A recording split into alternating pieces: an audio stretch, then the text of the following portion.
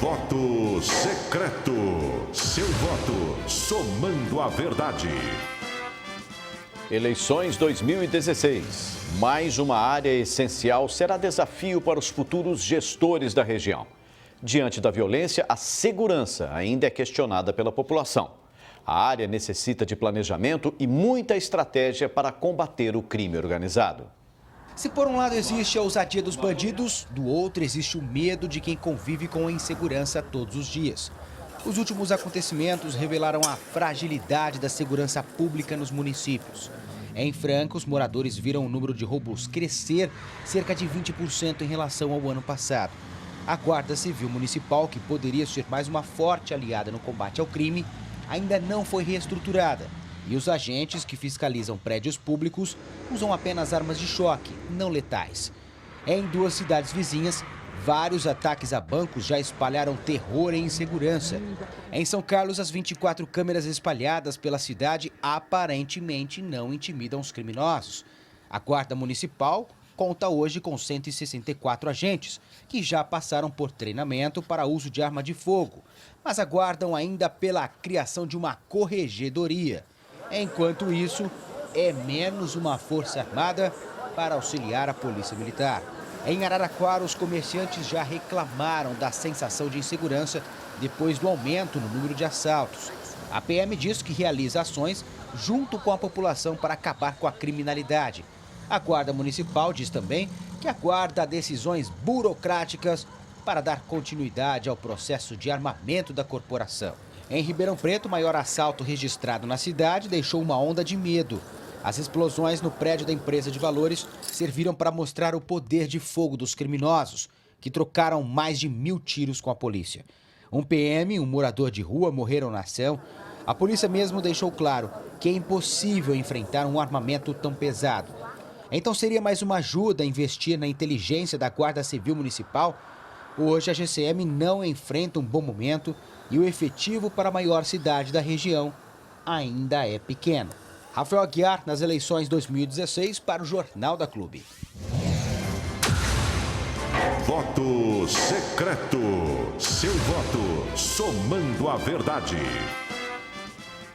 A Prefeitura de Franca informou que a GCM tem sim o poder de polícia com base na lei. Quanto à reestruturação da guarda e o uso de arma de fogo, informou que depende de decisão do Executivo e que, para isso, os profissionais precisam ser capacitados.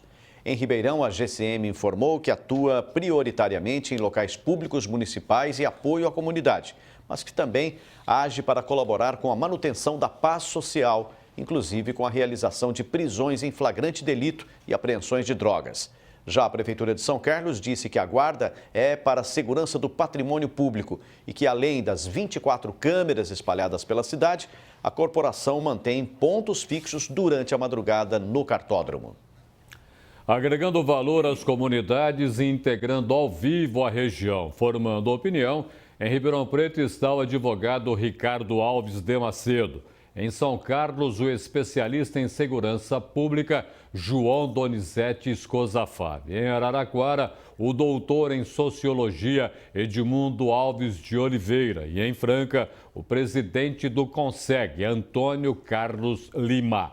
Lembrando que você, aí de casa, está convidado para esse nosso debate. Participe com a hashtag Jornal da Clube. Confeto, criação da região metropolitana vai ajudar a mudar segurança ou a segurança entre os municípios? Roberto, pode. Não de maneira definitiva, em termos seguros, mas pode perfeitamente. Em época de mudanças muito acentuadas, como aquelas que celeremente nós vivemos, aos governos locais cabe o gerenciamento dessas transformações. Esse é o primeiro dado. Então, pode. Pode, se ele tiver, em primeiro lugar, condições de estimular um bom ambiente de negócio nos municípios que formam a região metropolitana. O que é um bom ambiente de negócio? Para não ficar muito teórico. Um bom ambiente de negócio é aquele em que a virtude compensa mais que o pecado.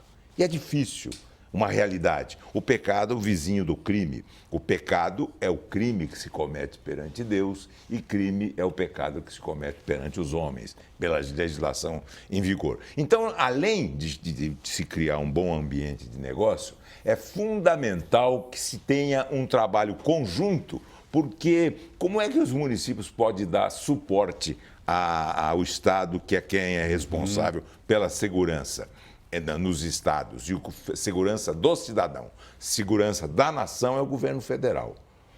Segurança do cidadão é o Estado, através principalmente das duas polícias, a militar, que oferece segurança, que combate o crime na rua, e a Polícia Civil, que tem a responsabilidade e a obrigação de investigar o crime, encontrar vestígios, investigam. Então, os municípios em conjunto podem estabelecer, através da região metropolitana, um trabalho acentuado de oferecer iluminação pública. Bandido é espírito de trevas e bandido não gosta de escuridão.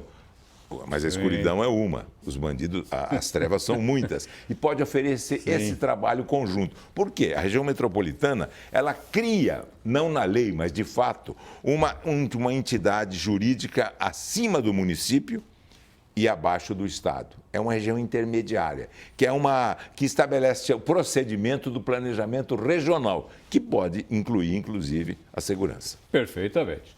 Em Ribeirão Preto está o advogado Ricardo Macedo. Doutor, nós ouvimos aí várias explicações das prefeituras da região quanto à atuação da Guarda Civil Municipal. Afinal de contas, Guarda Civil Municipal tem poder de polícia, pode participar do debate e também da ação da segurança, por um exemplo, no assalto que nós vimos aqui em Ribeirão Preto. Afinal de contas, para que serve essa Guarda Civil Municipal contra um crime pesado? Boa tarde, professor. Boa tarde, Golfeta, e a você que nos assiste. Não tenhamos dúvida disso. Nos termos da Lei 13.022 de 2014, as guardas civis fazem parte do Sistema Nacional de Segurança Pública, detêm o chamado poder de polícia, que eu prefiro dizer o dever de polícia, que seria o dever de agir, e devem, então, não só prender aqueles que se encontram em situação de flagrante ou estado flagrancial, como devem também proteger de maneira sistêmica o patrimônio público, garantindo também a dignidade da pessoa humana aos nossos cidadãos. Ou seja, guardas civis, hoje, graças à Lei 13.022, são polícias de fato e de direito. Só muda a nomenclatura, só muda a denominação. Poderíamos muito bem intitulá-las de polícias municipais nos termos da Lei 13.022. Ou seja, não subsiste mais uma faculdade, um poder, e sim subsiste agora uma obrigação, um dever. Até mesmo porque aquele guarda que deixar de agir comete o crime, que seria o crime de prevaricação, condescendência criminosa, eventualmente, ou até mesmo corrupção passiva privilegiada. Digo isso não só pelo fato de militar na área advocatícia, mas hoje também por desempenhar uma função enquanto órgão de controle na GCM local. E aquele GCM que, eventualmente, diante de uma situação de crime, não agir, não tomar as medidas próprias enquanto policial, certamente vai passar a ser investigado com eventual punição pela prática de um desses crimes aqui por mim elencados. Eu vou agora até São Carlos, especialista em segurança João Escozafaf. Experiência para o senhor é o que não falta. E o senhor viu o momento que a cidade de Ribeirão Preto passou nesta semana. E não é a única cidade que deve escapar dessa ação. Estouro de caixa eletrônico, então, está virando rotina na nossa região. A que o senhor dê valor para que isso aconteça? Por que isso está acontecendo? Boa tarde. Uma boa tarde a todos, muito obrigado pelo convite. No meu entendimento, existe o enfraquecimento total do Estado, que é o poder do Estado, que é a grande força de proteção ao cidadão. Porque hoje essas quadrilhas, elas não são locais, elas têm uma estrutura praticamente nacional. Então, se nós tivermos aí uma estrutura municipal, nós vamos ter uma estrutura municipal para combater essas quadrilhas? Não. Nós temos que ter uma estrutura estadual. O enfraquecimento do Estado em relação a isso é muito claro, é muito evidente. Então, como que pode, né, uma quadrilha fortemente armada, nessas 3 cidades que houve essas ações, houve uma falha gritante no serviço de investigação em relação ao poder do Estado. Isso tem que ser coibido antes da ação, porque quem sofre depois as consequências das ações são as próprias forças policiais, como na morte de policiais militares ou policiais civis e também de pessoas, como no caso em Ribeirão Preto. Agora, no meu entendimento, em relação à segurança pública, se nós não tivermos uma união de todos os poderes de polícia, como bem diz o advogado aí em Ribeirão Preto, o poder de polícia, ele hoje emana da Guarda Municipal, das polícias em geral e principalmente do Estado maior, que é o governo federal.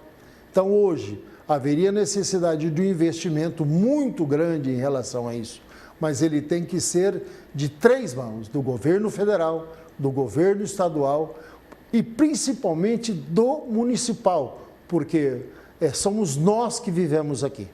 Perfeito. Eu vou agora até Araraquara conversar com o doutor em Sociologia, Edmundo Alves de Oliveira. Edmundo, afinal de contas, você que também já teve participação próximo à CONSEG, você que estuda um bocado mais essa coisa da segurança, o que a gente pode fazer para imaginar, embarrar uma ação como foi feita em Ribeirão Preto e que já foi feita em Campinas, em Santos, em tantos outros lugares, inclusive no Norte e Nordeste, com agora um lampião mais moderno, o cangaço também atacando por lá. Olá, boa tarde a todos, boa tarde a você que está nos assistindo. Eu gostaria de lembrar, como já disse o especialista e o doutor em Direito, a questão é de articulação, ou seja, precisa ter uma articulação entre Estado, município e União e também precisa ter uma articulação entre as políticas públicas. Quando a gente pensa segurança ou política pública de segurança, nós podemos pensá-la de forma isolada, nós temos que pensar ela dentro de uma articulação muito maior. Por quê?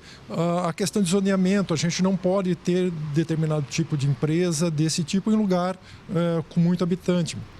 Nós temos que pensar também no investimento da polícia e nas políticas públicas, não só na questão de armamento, a gente tem que pensar isso numa questão de inteligência. Não pode ter um enfrentamento num lugar onde tem muito munícipes, então não tem essa condição. Eu tenho que procurar articular alguma forma de segurança e de combate à criminalidade antes dela acontecer, e não só no processo de enfrentamento. Perfeito. Em Franca está o presidente do CONSEG, Antônio Carlos de Lima. Antônio, CONSEG em Franca está dando uma olhada nessa violência crescente que vem por toda a região. Caixas eletrônicos atacados, depósito de dinheiro também estourado. Como é que vocês estão olhando essa situação e pensando nela em Franca? Boa tarde, Roberto. Boa tarde a todos os ouvintes telespectadores da Bandeirante. Nós estamos vendo da seguinte forma. Nós precisamos fazer um entendimento entre a Guarda Municipal e o governo municipal de estruturar um pouco mais a nossa Guarda Municipal para que ela possa exercer realmente o seu trabalho, né? Porque eu vejo que a Guarda Municipal é uma extensão da Polícia Militar. E sendo a extensão da Polícia Militar, tudo aquilo que vier somar é ótimo para o município. E até mesmo a população se sente agradecida em números maiores de fiscalizações da própria Guarda Municipal. Porque a Guarda Municipal, quando criada, ela foi realmente criada para policiar e vigiar o patrimônio público. Mas nós devemos olhar também, de acordo com a necessidade de cada cidade, fazer os investimentos, aumentar o número de guardas para colaborar com a polícia. Realmente o colega de Ribeirão Preto falou muito bem. Ela tem também o seu exercício de polícia, do qual deverá ser exercido. Mas a Guarda Municipal de Franca tem sido esquecida nesse sentido, de melhoramentos, de cursos, de aumento de guardas, inclusive cursos preparatórios. É exatamente isso o que a cidade está precisando. Maior número de polícias para poderem fiscalizar e dar seguimento da criminalidade, baixando assim o índice. Nós tivemos agora, nesse momento, na estatística, baixamos o número de furtos, mas tivemos o número de roubos aumentados. Se nós tivéssemos a Guarda Municipal atuando, vocês podem acreditar que o roubo também teria baixado esse índice. Professor, deixa eu retomar o assunto do assalto que nós tivemos em Ribeirão Preto. Está todo mundo assustado que mora na vizinhança. Então, você está olhando, fica assustado, não fica, não dorme à noite, fica ouvindo barulho constantemente na cabeça. É momento do cidadão interferir de que maneira nessa coisa da segurança? Pedir o quê? Dá para pedir, tirem esse depósito de dinheiro daqui? Dá para pedir, Roberto, enquanto não for lei. Uma das peças... Mas pode mudar a lei? Claro, uma das peças básicas do plano diretor é exatamente o zoneamento residencial, o zoneamento empresarial e o zoneamento misto. O que nós temos é a falta disso. O plano diretor completo de um município, Ribeirão Preto já teve discussões e revoga e volta a discussão. Nós tratamos desse assunto aqui quantas vezes, não é verdade? No vácuo do poder público, nós temos a lei de uso e ocupação do solo, nós temos o código de edificação, zoneamento comercial, empresarial, zoneamento residencial, zoneamento híbrido ou misto. Depois nós temos o sistema viário, a mobilidade urbana e a oitava peça, que é o meio ambiente. Todas articuladas, todas trabalhando entre si e atuando no sentido de preservar a cidade e oferecer, depois de lei, a possibilidade de, mediante a lei, conforme estabelece o ordenamento jurídico, o cidadão requisitar. Mas nós não temos esse zoneamento em definitivo, tanto que não temos, que o promotor, Dr. Felca, falou exatamente isso. Falou na necessidade de zoneamento, né? Zoneamento para a pessoa saber onde é que ela pode localizar sem problemas a empresa. Há um específico ao lado de todo zoneamento, que é o distrito industrial. E o empresarial, que tem atividades de serviço e atividades industriais. O varejo nem tanto, porque não é local para isso. O varejo é muito mais ponto. Mas esse é o fundamental. E depois exigir o cumprimento da lei. Portanto, nós temos, em primeiro lugar, que ter a lei. Porque a cidade está perdendo muito, está perdendo capital humano. Rio de Janeiro e São Paulo empobreceram de maneira fantástica por falta de segurança, que é um caminho terrível que nós estamos seguindo, exatamente, que é essa absoluta insegurança. Agora, o medo é considerado por muitos como a melhor segurança. No momento em que o cidadão sente medo, ele começa a atuar. Nós temos dois sentimentos que movem o ser humano: o medo e o interesse. O interesse acelera mais do que freia. O medo freia mais do que acelera, mas a gente corre de medo também. Por isso que ele acelera. Perfeito. Em Ribeirão Preto, eu volto a conversar com o advogado Ricardo Macedo. Ricardo, a Guarda Civil Municipal, armá-la de que maneira, treiná-la de que maneira, com quais investimentos para ajudar no combate ao crime organizado? Por exemplo, como que a gente viu nesta semana. Da melhor maneira possível, buscando sempre a capacitação de todos os seus integrantes, levando o máximo de teoria jurídica possível, aparelhando-os bem, pois assim, e somente assim é que o município poderá então cobrar depois a efetiva atuação dos agentes no exercício da segurança. Que fique bem claro, as guardas não pretendem tomar lugar de nenhuma outra instituição policial. E essa vaidade não tem momento nem lugar para que subsista na atual situação. Pois o destinatário dos nossos serviços enquanto segurança pública é a população. É a população que cada vez mais clama por segurança. E aí a entrada das guardas no sistema como maneira efetiva também de buscar auxiliar tem que vir talvez por uma única palavra, que seja a integração.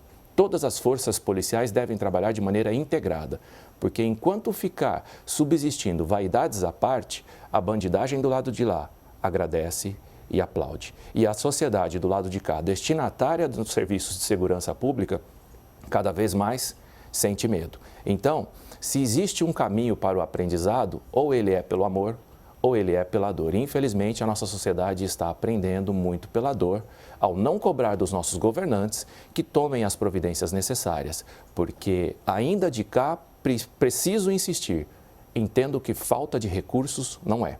Muito mais, talvez, a falta de vontade política, a propriamente a falta do recurso. Eu vou só ao Carlos agora falar com o especialista em segurança, João Escosa Fávio. João, o que nós podemos pensar de futuro para a Guarda Civil Municipal no combate aos criminosos que estão chegando para valer no interior? Eu concordo plenamente e assino embaixo toda a fala do nosso representante em Ribeirão Preto. Hoje, os futuros prefeitos, os futuros gestores públicos, ele terá que ter uma guarda municipal, primeiro, ter um planejamento. Precisa ter um planejamento.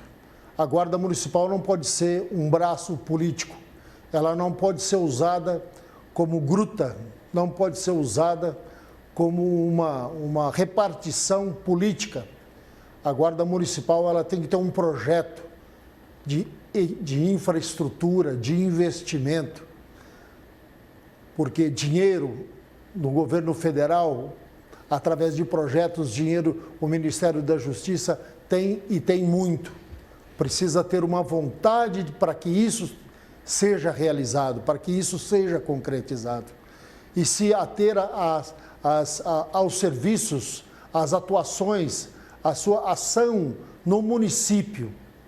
O que nós não concordamos, o que não pode acontecer é realmente essas ações que aconteceram. Essas ações de inteligência de grande porte, ela tem que ser responsabilidade, ela é do governo do Estado ou do governo federal. Não adianta vir aqui, depois de uma situação crítica dessa, os representantes de quem tem o direito, quem tem a obrigação de nos proteger, fala o seguinte: olha, nós precisamos combater a entrada de armamento. Outra autoridade fala: nós precisamos coibir essa massa de dinheiro que as empresas têm. Agora, e a prevenção? E o trabalho para que essas quadrilhas sejam eliminadas?